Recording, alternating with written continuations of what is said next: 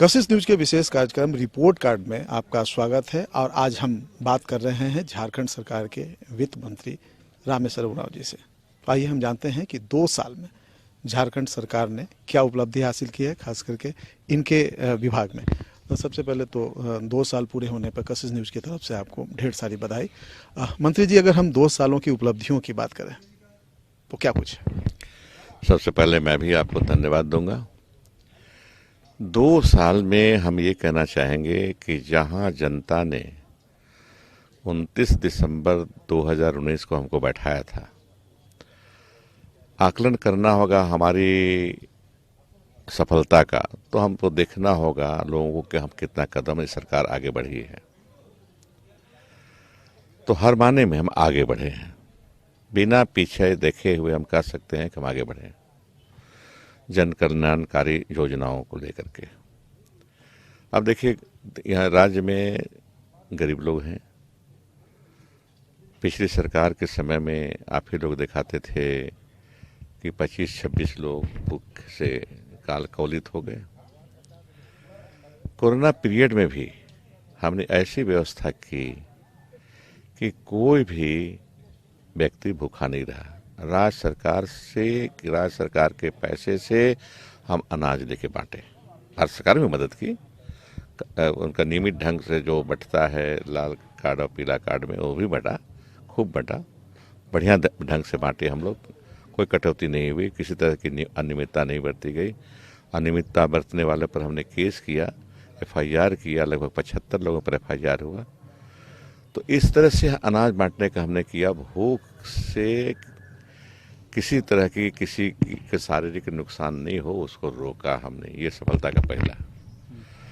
इसके बाद हम गांव देहात में अगर जाते हैं तो देखते हैं कि लोगों के पास कपड़े नहीं हैं, फटी पुरानी कपड़ों को पहने रहते हैं। देखे होंगे आप भी गाँव में, देखे होंगे। तो मुख्यमंत्री जी से मंत्रणा करके हम लोगों ने कपड़ा बांटने का काम किया। हर कार्डधारी, हरा कार्ड, पीला कार्ड, और अब तो राज्य सरकार से निर्गत हरा कार्ड भी है, लाल पीला के अलावे लगभग 61 लाख लोग कार्डधारी हैं। सब परिवार, 61 लाख परिवार को हमने धोती, लुंगी और साड़ी दिया, कपड़ा पहनाया लोगों को। फिर मुख्यमंत्री जी के पहल से सर्वजन पेंशन योजना चलाई गई है। ये साधारण चीज नहीं है, देश में पहली बार ऐसा हो रहा है किसी राज्य में। 13 लाख लोग इससे लाभान्वित होंगे, 13 लाख लोग लाभान्वित होंगे। और ये बिना रेस्ट्रिक्शन का है। 60 साल से ऊपर के महिला पुरुष को, दिव्यांग को, विधवा बहनों को ये पेंशन मिलेगा। 13 लाख लोगों को, सब मिला करके लगभग 13 लाख लोगों को मिलने जा रहा है। तो ये भी जन कल्याणकारी योजना है। अब हम पेट में अनाज होगा लोगों का, तन में कपड़े होंगे, पॉकेट में पैसे होंगे।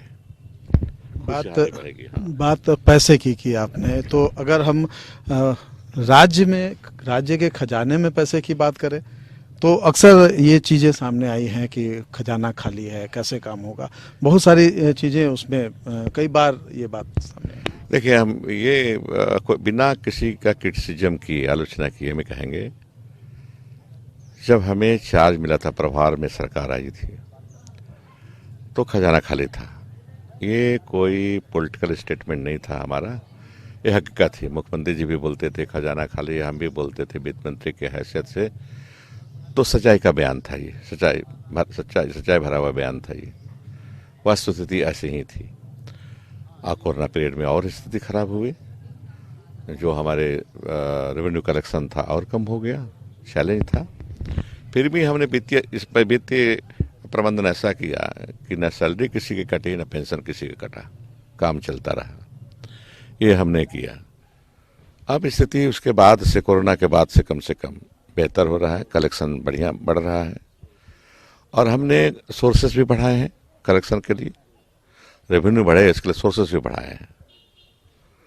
जैसे हम कहेंगे कि 700 करोड़ का हमने सोर्स बढ़ा दिया इलेक्ट्रिसिटी ड्यूटी लगा करके लोगों पर 2% से 6% कर दिया।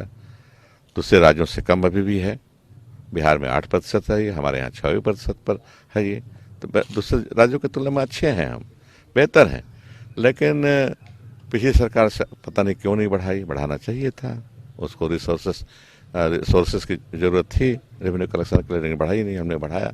वित्तीय प्रबंधन अच्छा किया और आज पहले से बेहतर स्थिति में हम हैं। लेकिन इतना बेहतर में नहीं है कि नई नई योजना हम ले सकते। नई योजना के लिए पैसे की जरूरत है और पैसे हमारे पास कम नहीं होते अगर भारत सरकार सहयोग करता। भारत सरकार के पास हमें पैसे ड्यूज में हैं, कम से कम 2 मत का मैं जरूर बोलूँगा। एक है कोयला के लिए 53,000 एकड़ हमसे ज़मीन ली गई है कोयला निकालने के लिए, लेकिन कोई मुआवजा नहीं मिला है। मुख्यमंत्री जी बराबर कहते हैं कि 65,000 करोड़ इस 53,000 एकड़ ज़मीन का मुआवजा बनता है कम से कम। इससे ज़्यादा ही हो गया होगा अब तक, तो वो मिल जाता। फिर वाटर ड्यूटी लगता है, भारत सरकार के उपक्रम है, पानी लेते हैं हमसे, उसका भी लगभग 10,000 करोड़ बकाया है। ये सब पैसे मिल जाए तो हम बेहतर ढंग से वित्तीय प्रबंधन कर सकते हैं और बेहतर ढंग से, और नई योजनाओं को भी जमीन में ला सकते हैं। नई योजनाओं की अगर हम बात करते हैं तो अभी आप लोगों ने कई योजनाएं शुरू की है। दोबारा से जो धोती साड़ी बेचने का है वो योजना शुरू हुआ है, और भी कई योजनाएं शुरू हुई है। लेकिन विपक्ष का आरोप है कि एक तरफ सरकार पैसे का रोना रोती है, दूसरी तरफ योजनाओं को लागू कर रही है, तो तीसरी तरफ जो है महंगी गाड़ियां और जो फ्लैट्स हैं, मंत्रियों के लिए बंगले बन रहे हैं। तो ये सारी चीज़ें हैं, विपक्ष का जो है लगातार हमला होता रहा है। क्या देखिए, ऐसा है कि हम पैसा का रोना अब नहीं रो रहे हैं। पैसा का रोना रो रहे थे तब जब सरकार बनाए थे। मैंने बताया ना कि उस समय सचमुच में खजाना खाली था, सचमुच में। कोरोना में भी स्थिति खराब रही, लेकिन कोरोना जैसे जैसे सुधार हुआ कोरोना की स्थिति में, तब से हम अपना रेवेन्यू कलेक्शन बढ़ाए, सोर्सेस भी बढ़ाए, रेवेन्यू कलेक्शन भी बढ़ाए। कुल मिला ला के हमारी स्थिति बेहतर हो रही है अगर पीछे से तुलना करें तो। लेकिन मैंने बताया आपको कि अगर भारत सरकार सहयोग करे, जो ड्यूज है उन पर वो दे दे, तो हमारा और बढ़िया हो जाएगा। नई योजनाएं ला सकते हैं, नई योजनाओं को धरातल पर उतार सकते हैं। अभी अगर हम बात करेंगे तो जिस तरीके से अभी विधानसभा हुआ तो उसमें कई सारी चीज़ें सामने आई, खास करके जिस तरीके से जो जवाब आता रहा सरकार का, तो सरकार के जवाब को लेकर के भी जो है आपस में ये था कि जो अधिकारी हैं वो सही तरीके से जवाब नहीं देते हैं। कई बार मतलब विधायक मंत्री खुद भी जो है सत्ता पक्ष के हो या विपक्ष के हो, सारे लोग जो हैं इसको लेकर के सवाल उठाएं। इसमें सुधार की जरूरत है, इतने कहेंगे अभी, हम ज़्यादा नहीं बोलेंगे इस पर। सुधार की जरूरत है। पदाधिकारी अगर सही जवाब नहीं दे रहे हैं तो उनको चाहिए कि पढ़ करके जवाब दें और मंत्री को समझाएं कि ये बातें इसमें बतानी है हाउस को। यही कहेंगे, अभी इसे ज़्यादा कमेंट नहीं कर पाएंगे।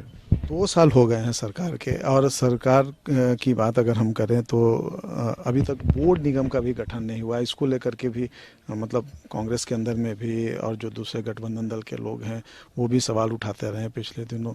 अगर हम बैठकों की बात करेंगे तो वॉकआउट एक तरह से कहा जाए तो नहीं गए। तो ये सारी चीज़ें जो है, कितना समस्या आती हैं इस तरह जब चीज़ें आती हैं गठबंधन की सरकार। आपने सही कहा, और हमारे पार्टी का जो ये है अकुलाहट है, सही है कि 20 सूत्री और बोर्ड निगम का गठन हो जाना चाहिए था, नहीं हुआ है।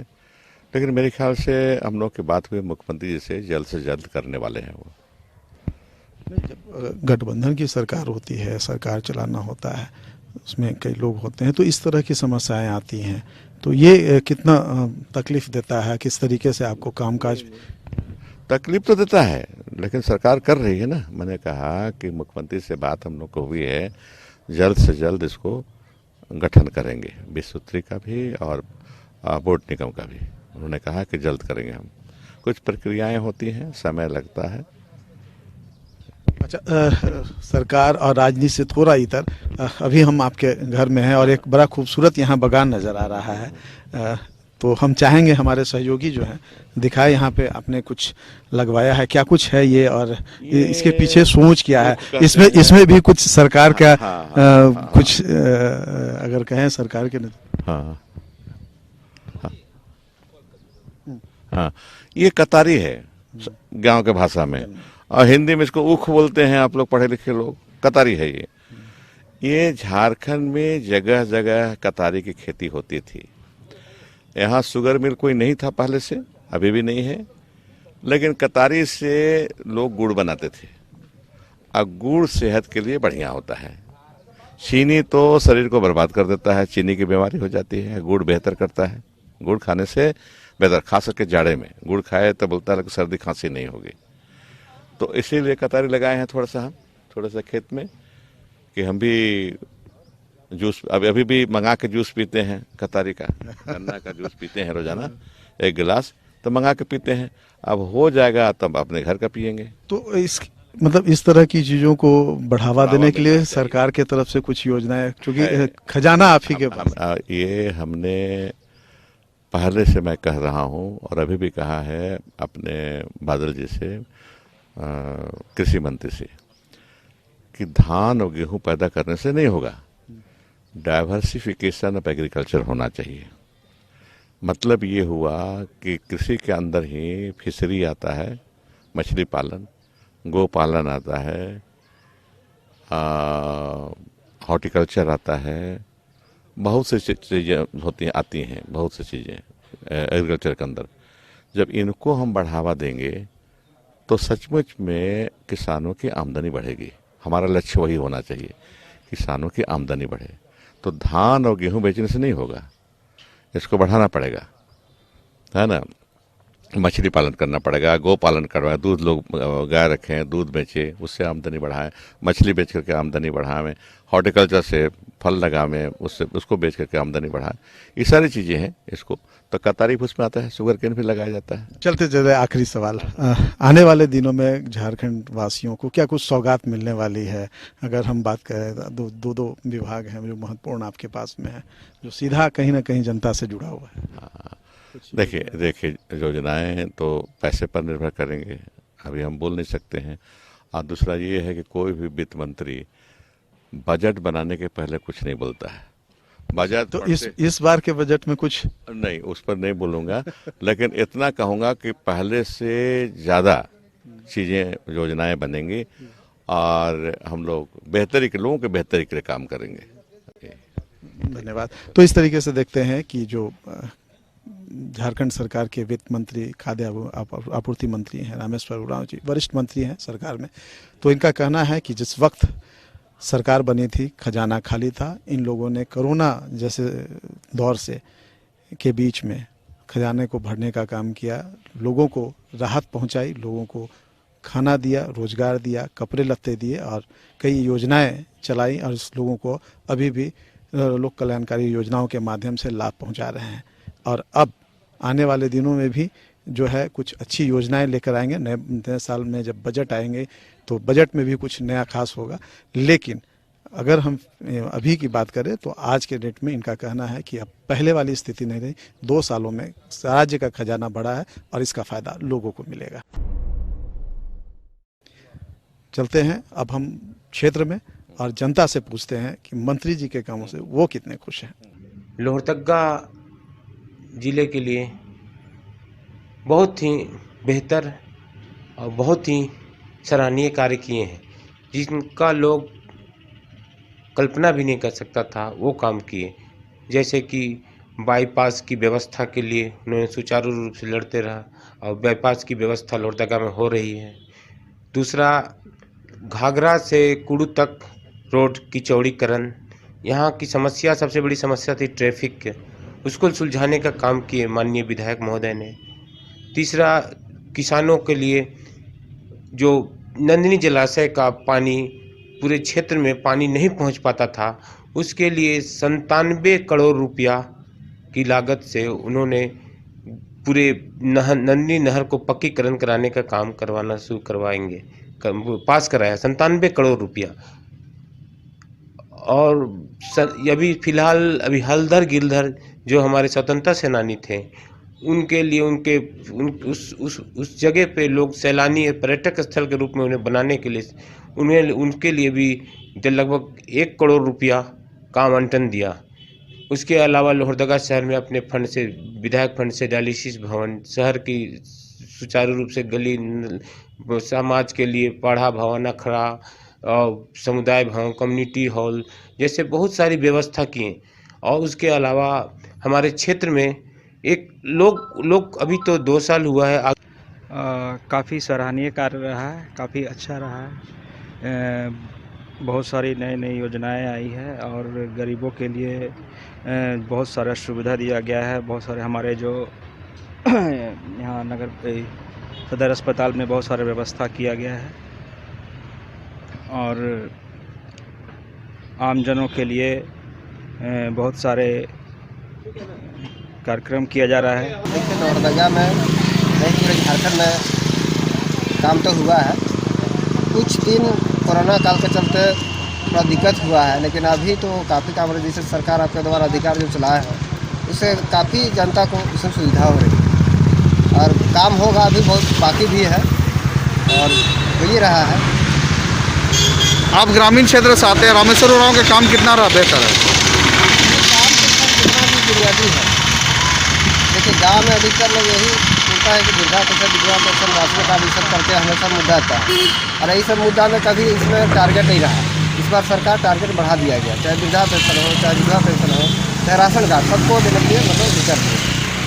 उपलब्धि तो है। क्षेत्र के जो मंत्री हैं, रामेश्वर उरांव जी का क्षेत्र, वह कहीं ना कहीं देखिए उन्होंने खुद ही बदनाम करने का काम किया है।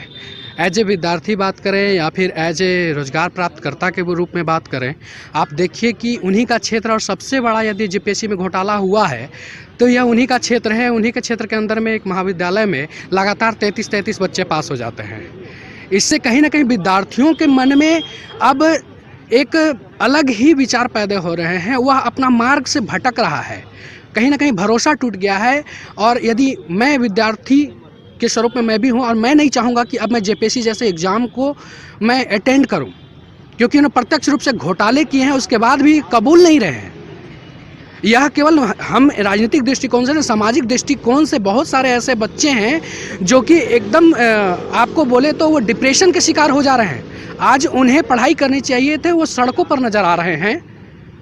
और ऊपर से आपके जो नीति सिद्धांत वो एक बार में नहीं प्रस्तुत हो पा रहा। आप हाल ही में देखिए, जो उन्होंने वैकेंसी निकाली, पहले इन्होंने क्या रखा था, 250 रुपया रखा फॉर्म का, जो ओबीसी के थे, एसटी एससी के, उसके बाद उसको 50 रुपया कर रहे हैं, फिर 1000 रुपया थे उसको 250 रुपया ला रहे हैं। आपकी कोई भी नीति आपका एक बार में अस्थायी रूप से क्यों नहीं बन पा रहा है?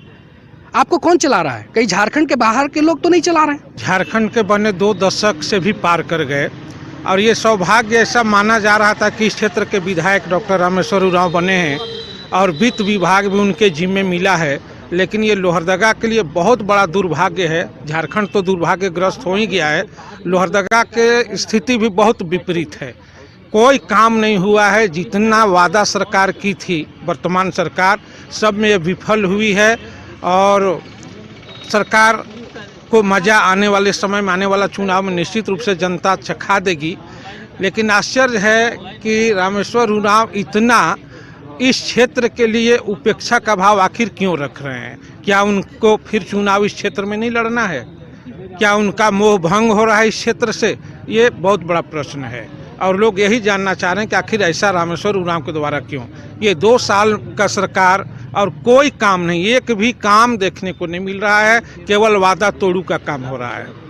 बताया गया था कि हम जैसे सत्ता में आएंगे 5 लाख नौकरी देंगे, सभी गरीब गुरबों के लिए काम की व्यवस्था करेंगे, पारा शिक्षकों का अस्थायीकरण करेंगे, मेडिकल कर्मी का अस्थायीकरण करेंगे। एक भी काम इनके द्वारा नहीं किया गया। इससे बड़ा दुखद स्थिति और हमको लगता है झारखंड तो क्या पूरे देश के किसी भी राज्य में संभव नहीं। नहीं, रामेश्वर उरांव जब से मंत्री बने हैं, पूरे झारखंड के लिए इनका बहुत अच्छा काम हो रहा है, बहुत अच्छा काम कर रहे हैं। खास करके जो गरीब तबके के लोग हैं, उनको सारे लोगों को अनाज घर पहुंचा के दिला रहे हैं। जब लॉकडाउन का समय था, कोरोना काल था, उस समय भी जो जिनकी स्थिति अच्छी नहीं थी वो घर घर अनाज पहुंचवाने का काम किए हैं और सारे लोगों का राशन विधिवत बंटवा रहे हैं।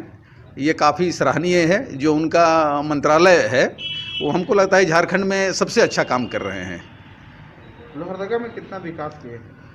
लोहरदगा में प्लानिंग बहुत अच्छा है, विकास के पथ पर आगे बढ़ रहे हैं और बहुत बढ़िया काम कर रहे हैं।